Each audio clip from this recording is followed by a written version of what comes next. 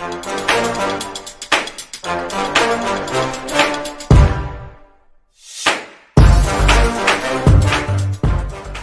back again, and today we are going to be finishing the Warhammer. As you can see, I've gone ahead and welded together the bottom of that socket as well. So the first thing we're going to do is we're going to go ahead and clean up our welds at the forge. We're just going to hammer things nice and smooth so you can't even tell that those were welds, so it looks like one solid piece of steel. From there, we're going to go ahead and finish working on our shaft or our haft until we get up to just below the neck of it. Then once we're there, we're going to go ahead and work on our bird's beak and our hammerhead.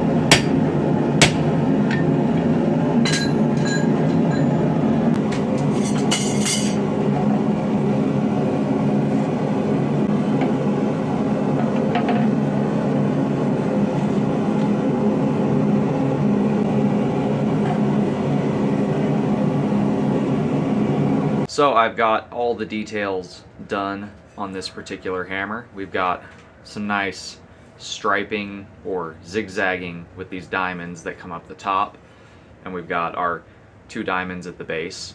We've got our nice hammerhead, and yes, I know it's tapered this way. That's actually on purpose.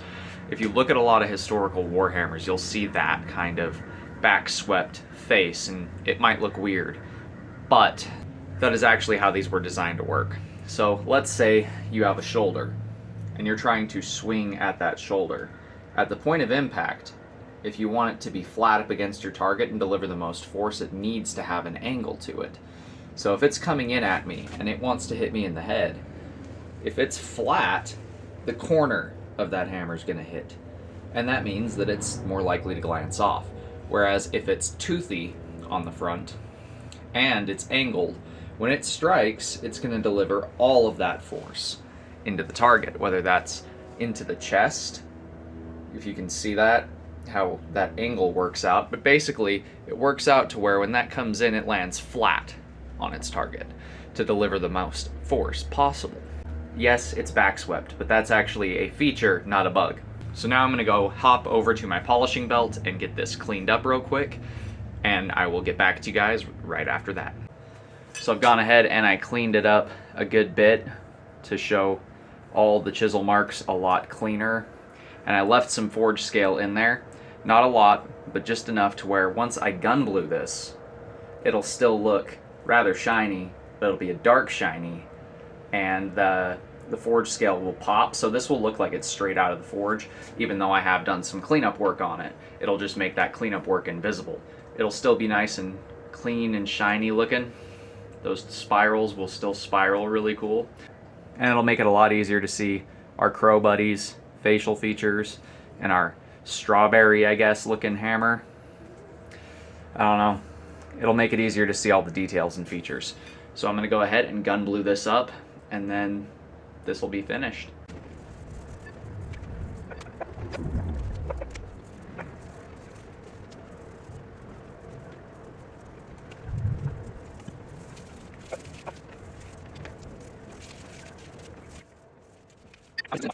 So we've gone ahead and gotten it all finished up, got it cleaned back up after gun bluing. Our little Crow Buddy is very distinguished. Obviously, I'll give you guys a better look at this all in some better lighting. But we have a nice black steel 2-handed warhammer with a pick.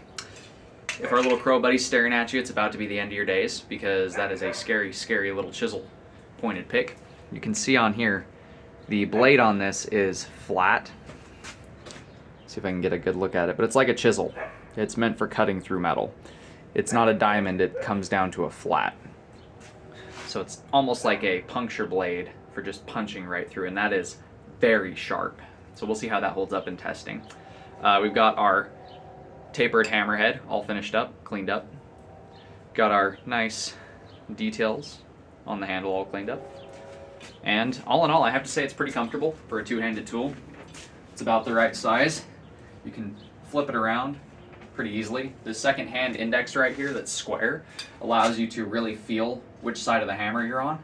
Really good for indexing where that hammerhead's gonna strike, and that pick as well. You could use this one-handed, but this will tire you out fast and it'll be pretty hard to control because that's a lot of weight on this upper section to try and control with this handle. However, 2-handed, no problem. You could go all day with this thing. But that does it for today's video. If you guys like what you've seen, you know what to do. Do me a favor, do that thing right there. And until next time, God bless, stay sharp out there. If you're looking for a custom sharp object, warhammer, sword, polearm, whatever, check out my Etsy store, I've got some.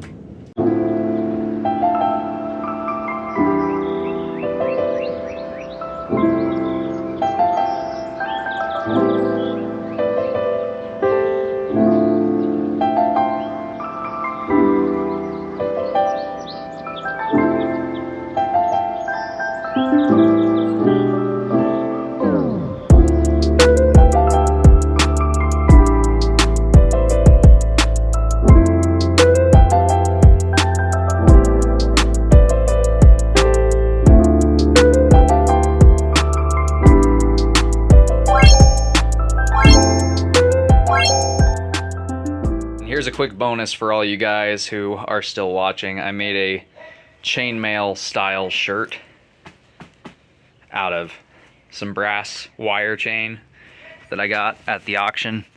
This stuff likes to fold this way, doesn't like to fold that way, so it's good for mobility. But yeah, I just sewed a shirt into it and weaved the metal together at the corners and at the shoulders. So we've got a nice little chain, I guess, cuirasses chain shirt. I'm not sure the technical term, I'm not an armorer. But you might see this in future videos, in my testing videos, you might not. Just depends. Let me know what you guys think.